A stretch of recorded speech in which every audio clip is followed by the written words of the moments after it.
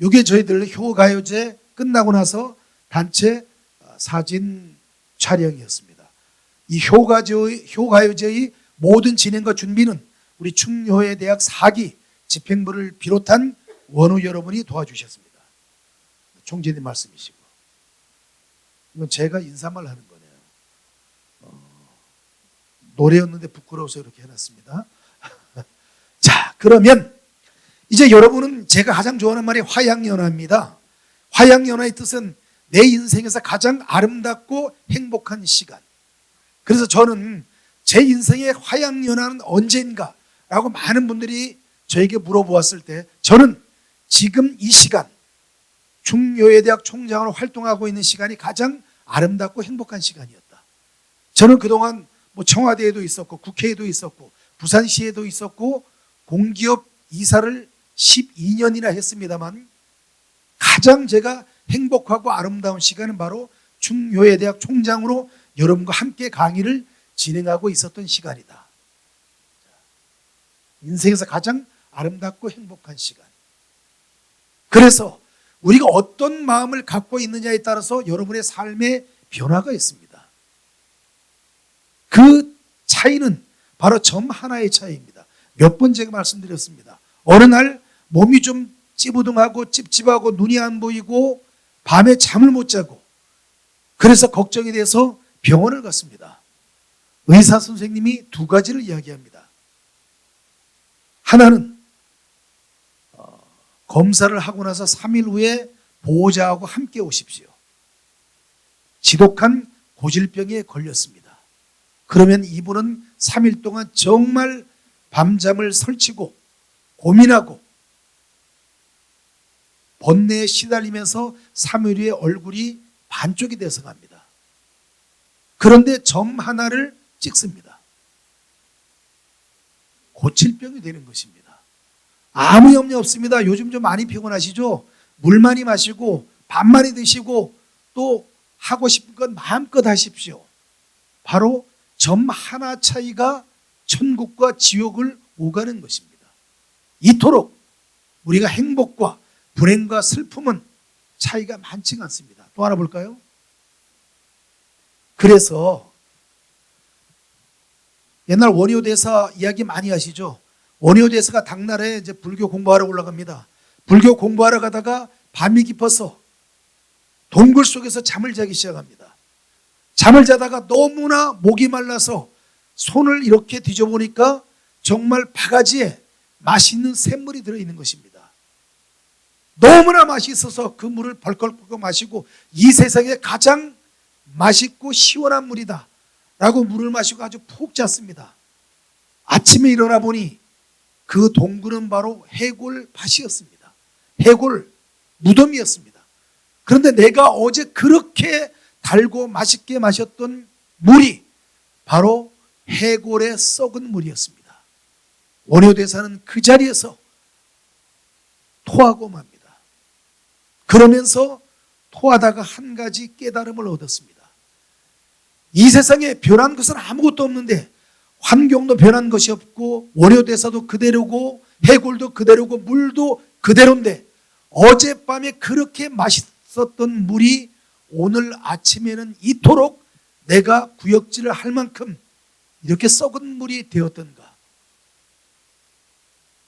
그래서 여기에 나온 사상이 일체유심조입니다. 모든 것은 마음에서 비롯된다.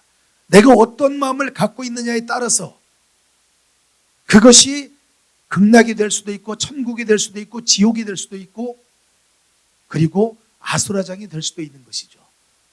그래서 원효 대사가 만든 사상이 화쟁사상. 서로 즐겁게 웃으면서 화합하고 사랑을 나누자는 것이죠. 그래서 일체유심조, 모든 것은 마음에서 시작된다. 또 하나 디테일하게 볼까요?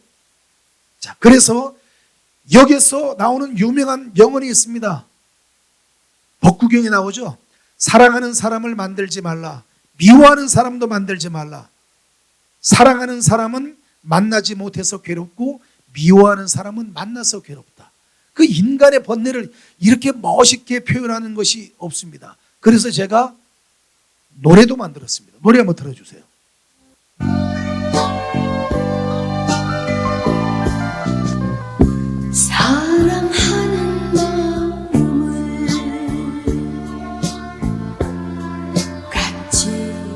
말자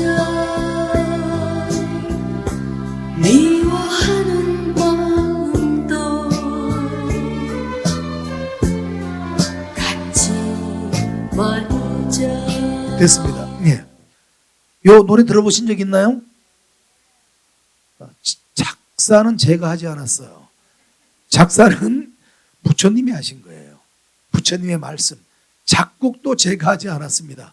다만 제가 이 노래를 찾아낸 것이에요. 그 다음 또 볼까요? 그래서 우리에게 중요한 것은 믿음이죠. 믿음. 믿음이 가장 중요합니다. 자, 저를 따라 한번 해보겠습니다. 자, 믿음. 그게 믿음. 첫째, 내가 나를 믿어야 하고, 둘째, 남이 나를 믿어줘야 하고, 셋째, 내가 남을 믿어야 한다. 내가 나를 믿지 못하는데, 내가 내 능력을 믿지 못하고, 내가 내 가치관을 믿지 못하고, 내가 내 믿음을 신뢰하지 못하는데 누가 나를 믿어주겠습니까? 옛날 1988년 대통령 선거가 있을 때 노태우 후보가 했던 말이 있습니다. 제발 저를 믿어주세요. 사실은 이 말이 굉장히 비참한 이야기입니다. 그럼 사람은 어떤 사람이 되어야만 하느냐? 그 사람 하는 말이라면 팥으로 메주를 쓴다고 해도 나는 그 사람을 믿겠다. 이 세상에 100만 명의 사람 중 단 한 사람만 빼놓고 모든 사람들이 나를 믿지 못하더라도 나는 그 사람을 믿어야만 하겠다. 그런 사람을 만들 줄 있어야만 합니다. 두 번째는 남이 나를 믿어줘야 합니다. 남이. 세 번째는 내가 남을 믿고 내가 남을 믿는데 내가 남을 믿지 못하면 안 되겠죠. 내가 남을 믿어줘야만 한다. 이 믿음이 굉장히 중요합니다. 자, 역사 속에서 한번 보겠습니다. 여러분 너무나 잘 아시는 이순신 장군. 임진왜란은 1592년 1월 달에 임진왜란이 터졌습니다. 그러자 육상에서 승승장구하던 외적이 바다에서 이순신 장군과 만나면 백전백패를 했습니다. 경상우수사 박영, 경상좌수사 원균, 전라좌수사 이혁기, 전라우수사 이순신, 이렇게 4명의 장군이 바다를 지키고 있었습니다. 그런데 이순신 장군은 바로 이렇게 해군 사령관이 된 것이 아니에요. 계급을 6계급이나 뛰어올라서 파격적인 승진을 했는데 그것을 도와주신 분이 여러분이 잘 아시는 유성룡 대감이었습니다. 이렇게 해서 연전연패를 하자 일본에서 이순신을 제거하기 위해서 거짓 정보를 한국 조정에다 알립니다. 일본의 모든 해군이 총출동을 해서 부산포에서 조선 수군을 무찌르겠다라는 역정보를 퍼뜨립니다. 그런데 이미 이순신 장군은 이 정보를 알았습니다. 그런데 그 당시 당파 싸움을 하던 동인 서인, 특히 이순신 장군을 싫어했던 서인이 빨리 나가서 외적을 격파하라고 했는데 거짓 정보를 한 이순신 장군은 나가지 않았습니다. 그러자 원균이 바로 조정에 상소문을 올립니다. 폐하, 이순신은 적을 맞서 싸우라는 선조 임금님의 명을 무시하고 나가지 않았으니 바로 어명을 무시한 역적입니다. 이순신을 처단하여 주십시오. 여러분, 통영이 어딘가요? 통영. 통영 여기입니다. 여기에서 서울까지 수레에 갇혀서 한 달 동안 통영에서 서울까지 압송이 됩니다. 압송이 되자 200명의 문무백관, 100명의 무관, 100문의 문관이 전하, 역적 이순신을 처단하여 주시옵소서. 이 한 달 동안 외적을 무찌르면서 연전연승했던 7년 동안 1592년에 임진왜란이 일어났고 1597년 8월 1일 날 압송돼서 올라가서 8월 27일 날 임금님 앞에서 재판이 벌어집니다. 200명의 문무백관이 모여서 전하, 역적 이순신을 처단하여 주시옵소서. 그러자 오리 이원익 대감이 영의정이었습니다. 전시 때 영의정은 지금으로 치면은 군 총사령관, 육군 참모총장이라서 어떤 경우라도 전시에는 임금님도 영의정, 국군 총사령관의 말을 들어야만 합니다. 선조 임금이 이순신을 처형하려고 하자 영의정이 이렇게 이야기합니다. 전하, 전시 중에는 전하께서도 이 영의정을 해직시키지 못하듯이 전시 중에 저도 이순신을 처단할 수 없습니다. 그러니 이순신의 관직을 박탈해서 백의 종문시켜서 전하와 조국에게 충성할 수 있는 길을 주시옵소서. 그렇게 해서 여러분, 백의 종군이라는 것은 흰 옷을 입고 전쟁에 나가라는 것입니다. 우리가 군인의 표시는 무엇인가요? 군복과 계급장이잖아요. 이것을 벗겨놓으면 그저 흰 옷을 입고 아무 계급도 없이 나가서 싸우라.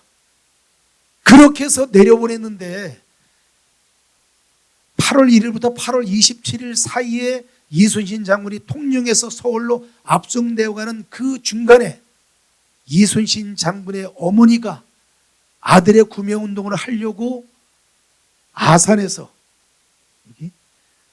서울로 올라가는데, 이렇게 올라가면, 여기 아산이 여기입니다. 이렇게 올라가면 빠르지만은 이 육상은 이미 왜군이 다 차지하고 있어서 다시 밑으로 내려와서 이렇게 해서 올라가려다가 배에서 병이 나서 돌아가시고 맙니다.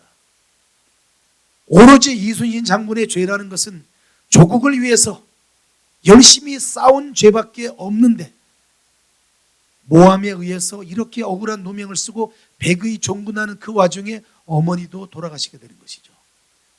그런데 이순신 장군을 투옥하고 난 뒤에 원균이 삼도수군 통제사가 됩니다. 그러면서 칠천량이라는 해전에서 완벽하게 왜군에게 몰살당하고 맙니다. 그래서 나왔던 말이, 그 당시에 다 몰살당하고 12척의 배가 어디 있었느냐? 12척의 배는 요 통영에서 요 사천 쪽에 12척의 배가 싸우다가 도망간 12척의 배가 있었습니다. 이 배를 어렵게 찾아내서 선종님이 이렇게 이야기합니다. 배가 없으니 이순신은 육지로 가서 권율 장군 밑에 가서 외적과 싸우라 라는 어명을 내리자 여러분이 알고 있는 유명한 말이 있습니다. 저에게는, 신에게는 아직 12척의 배가 남아 있습니다. 그 유명한 말을 하고 필사즉생 필생즉사, 죽으려고 하면 살 것이요 살려고 하면 죽을 것이다. 이 유명한 말을 남기고 13척과 133척의 해전, 바로 명량해전, 우리나라 말로 하면 을돌목입니다. 을돌목. 그 명량해전의 승리의 원동력을 이루었는데, 그 원동력은 누구인가? 바로 문무백관 200명 중에 199명이 나라를 구한 것이 아니고 바로 이순신을 믿고 신뢰하고 이순신을 위해서 자기의 모든 것을 바쳤던 영의정 이원익 대감이 있었던 것입니다. 충효의 정신은 바로 이 믿음과 신뢰와 덕입니다. 아까 제가 말씀드렸듯이 대한민국의 모든 사람들이 너는 나쁜 놈이라고 하도 단 한 사람, 그 사람은 절대 그런 사람이 아니다. 당신들이 잘못 알고 있다. 내 몸을 바쳐서, 내 신명을 바쳐서 나를 믿고 따라줄 수 있고 나를 신뢰할 수 있는 사람이 과연 한 명이라도 있다면 여러분은 성공한 삶을 살았다는 것입니다. 이것이 중요한 것이에요. 한번 돌이켜보세요. 과연 세상 모든 사람들이 나에게 돌팔매질을 하더라도 그 앞에 나서서 그 돌팔매를 막아줄 수 있는 단 한 사람의 멋진 친구를 가졌는가? 바로 그것을 되돌아보는 시간이 되길 바랍니다. 마지막으로 요 문장으로 마무리하겠습니다. 그래서 중류의 대학 어른님들은 제가 항상 이야기하기를 모든 분들에게 당당하게 당당하게 걸어가고 당당하게 서고 당당하게 이야기하라. 나를 당당하게 하는 5가지 원칙, 제일 첫 번째가 맨 앞자리에 앉으라는 것입니다. 맨 앞자리. 우리가 행사하러 가면은 사회자가 행사 시작 5분 전, 10분 전에 항상 하는 멘트가 있습니다. 멘트가. 곧 행사가 시작될 예정이 오니 자리가 앞에 많이 남아 있습니다. 밖에 계신 분들, 뒤에 앉아 계신 분들 앞으로 옮겨 주십시오. 왜 앞에 앉지 않느냐? 앞에 앉으면 첫째 딴짓을 못합니다. 두 번째는 여기서 이야기하는 사람과 눈이 마주칠까 봐, 더 중요한 것은 질문할까 봐 앞에 안 앉는 것입니다. 교수님, 우리 학부모들이, 공부 잘하는 아들, 딸들 학부모들이 새학기가 되면 담임 선생님에게 부탁하는 말이 있습니다. 김지선 원우님 뭐라고 그러나요? 우리 아이 공부 잘할 수 있도록 앞자리에 앉아주세요. 학교 가도 공부 잘하는 아이들은 앞에 앉고, 공부 안 하고 좀 문제라고 생각되는 일진들은 다 뒤에 앉습니다. 선생님 눈피해서 딴짓할 수 있고 늦게 들어오고 빨리 나갈 수 있으니까. 맨 앞자리에 앉는 것은 나를 당당하게 하는 기본 원칙이에요. 두 번째는 차분하게 상대방의 눈을 똑바로 바라보는 습관을 길러라. 우리가 제일 먼저 하는 싸움이 뭔가요? 눈싸움이잖아요. 눈싸움. 운동선수도 이 심판이 주의사항할 때 뭐 하고 있나요? 심판 안 봅니다. 서로 뭘 봐요? 눈을 보면서 눈싸움, 기싸움에서 이겨야 되는 것이잖아요. 윤희정 원우님, 아들, 딸 있으시죠? 혹시 뭔가 잘못했을 때 나에게 진실을 이야기하지 않다고 생각할 때 뭐라고 이야기하나요? 그렇죠. 엄마는 똑바로 보고 이야기해라. 거짓말하지 말고. 이 눈을 보면 모든 것을 알 수 있다는 것이에요. 그래서 눈은 마음의 호수. 눈으로 말해요, 살짝이 말해요. 눈. 차분하게 상대방의 눈을 똑바로 바라보는 습관을 길러라. 그래서 러시아의 유명한 소설가 솔제니첸이 이런 말을 했습니다. 당신의 시선이 머무는 곳에 역사가 이루어진다. 저는 이렇게 말붙였습니다. 여러분이 힘들고 어려울 때, 여러분이 너무나 슬프고 아플 때, 이 세상에 나를 믿어줄 사람, 나를 위해서 울어줄 사람, 나를 위로해 줄 사람, 나를 도와줄 사람이 아무도 없다고 생각할 때 뒤를 돌아다보라.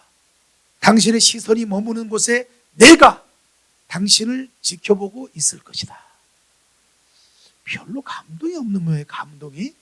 감동이 있을 때는 그래서 문장을 하나 딱 보면 그 문장에 맞춰서 멋진 말을 만들어낼 줄 알아야만 하는 것이에요.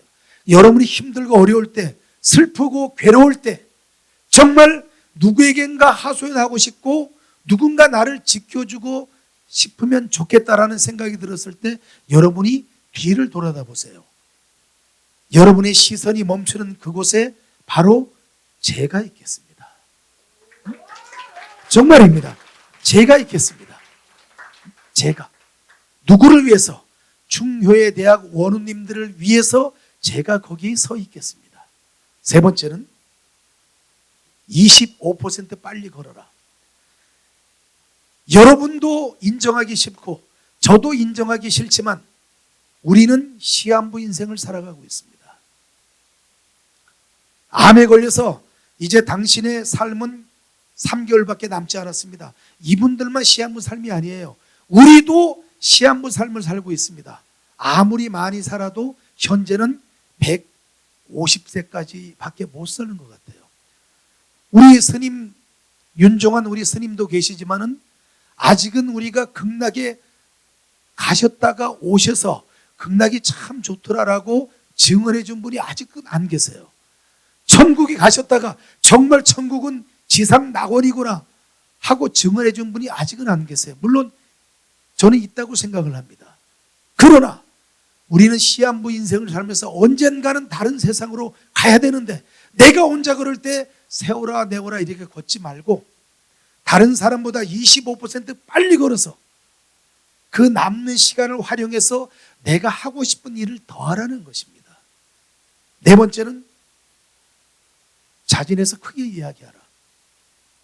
내가 먼저 이야기해야 돼. 크게 이야기하는 습관이 필요합니다. 일본 속담이 이런 말이 있습니다. 당신의 눈앞에서 귓속말 하는 사람을 경계하라. 이렇게 테이블 같이 앉아 있는데 내 앞에 있는 두 사람이 나를 보면서 귓속말 하면서 더군다나 또 웃기까지 해요. 얼마나 기분 나쁘겠습니까? 그런 분들은 만나지 않는 것이 좋아요. 대우그룹 김우중 회장님이 이런 책을 썼습니다. 세상은 넓고 만나야 할 사람은 많다. 제가 이걸 다시 또 업그레이드 시켰습니다. 세상은 넓고 만나야 할 사람은 많다. 이건 내가 한 이야기네. 총재님이 빨리 밖에서 나오시라고 그러니까 지금 마음이 급하네요. 세상은 넓고 할 일은 많다. 이런 글을 쓰셨어. 제가 그걸 업그레이드 시켜서 세상은 넓고 만나야 할 사람은 많다. 이 세상에 얼마나 많은 사람이 있는데 나에게 만날 때마다 스트레스 주고 다른 사람을 험담하고 항상 부정적인 이야기를 하는 분들은 한 3번 만나면 누군가의 관계를 끊으면 됩니다. 이 세상에 얼마나 많은 사람이 있는 줄 몰라요. 얼마나 많은 사람들이. 좋은 사람들이 정말 많이 있습니다. 자진해서 어떻게 크게 이야기하라. 크게 이야기하는 사람은 위선자가 별로 없습니다. 그리고 이 세상에 스님 죄송합니다. 저도 끼어서 이야기하는 거니까 이해해 주시기 바랍니다. 제가 항상 이야기할 때 이런 말 합니다. 정말 세상을 움직이는 3대 사기꾼이 있는데 교수가 첫째고 목사님이 2번째고 스님이 3번째다. 제가 이런 말씀 드리는 이유는 그만큼 말씀으로서 다른 사람을 설득하고 감동시키는데 최고의 권위자라는 말씀이십니다. 이런 분들은 비밀이 없습니다. 말씀을 하고 싶어서 견딜 수가 없어요. 그래서 이런 분들은 비밀이 없고 이런 분들은 정직합니다. 우리 교수님 정직하시고 우리 스님도 너무나 정직하시고 저는 뭐 무조건 말을 많이 하니까 얼마나 정직하겠습니까? 비밀이 없어요. 그러니까 저에게 비밀스러운 이야기하면 조심해야 됩니다. 하루 지나면 다 퍼져 있습니다. 자진해서 크게 이야기하라. 5번째는 뭐냐? 담대하게 웃어라. 항상 웃는 연습이 필요합니다. 어떻게? 크게 웃는 연습. 웃는 낯에 침 못 뱉는다 이러잖아. 항상 웃는 연습. 표정으로 웃는 연습을 하는 것이 굉장히 중요합니다. 그래서 우리 중효의 대학 원우님들은 제가 항상 여러분에게 드리는 말씀이 있습니다. 여러분이 우리 중효의 대학에 입학하셔서 한 3개월쯤 지나고 6개월쯤 지나면 다른 분들의 평가가 달라져야 되는 것입니다.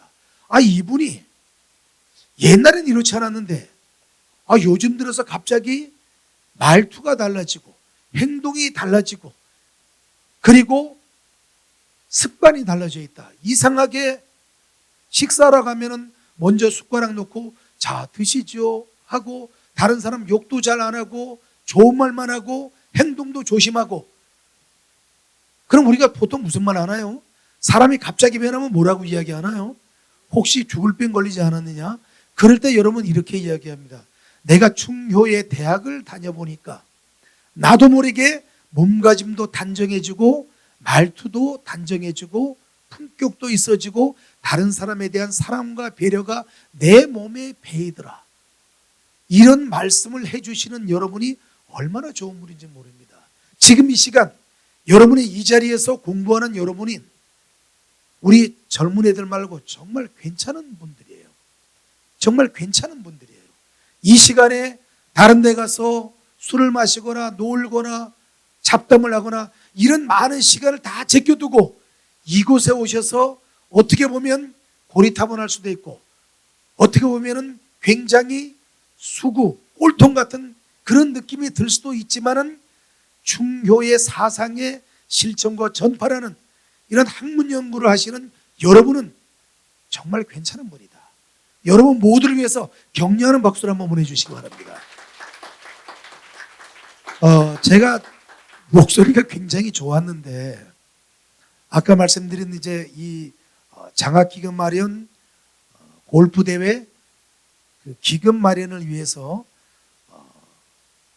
심청이는 공양미 300석의 인당수 푸른 물에 몸을 던졌는데 저는 일기 동기회에서 저보고 제가 술을 잘 안 마시니까 오늘 2차에 가서 화끈하게 술 마시고 노래 5곡만 부르면 3천만 원 기부하겠습니다. 제가 3천만 원에 제 몸을 팔아가지고 술을 한 폭탄주 한 30잔 마시고 노래 7곡을 부르고 그 자리에서 3천만 원 받아가지고 온 거예요. 그 후유증으로 제가 지금 목에 상처가 났는데 아직 낫지를 않고 있습니다. 다음 시간에는 목이 좀 다 나아서 여러분들에게 좀 더 멋있고 감명 깊은 강의를 하도록 하겠습니다. 화엄경에 이런 말이 있습니다. 나무가 열매를 맺기 위해서는 꽃을 버려야 하고 강물이 바다를 만나기 위해서는 강을 버려야 한다 라는 말이 있습니다. 여러분, 내 작은 이익을 버리지 않고 내 욕심을 버리지 않는 한 더 큰 것을 얻을 수 없습니다. 여러분의 시간, 여러분의 귀한 시간을 할애하셔서 이곳에서 충효의 사상 공부를 하는 여러분은 앞으로 더 큰 것이 여러분에게 더 큰 행운과 행복이 함께 오리라는 믿음을 가지고 오늘 저의 2교시 강의를 모두 마치겠습니다. 고맙습니다.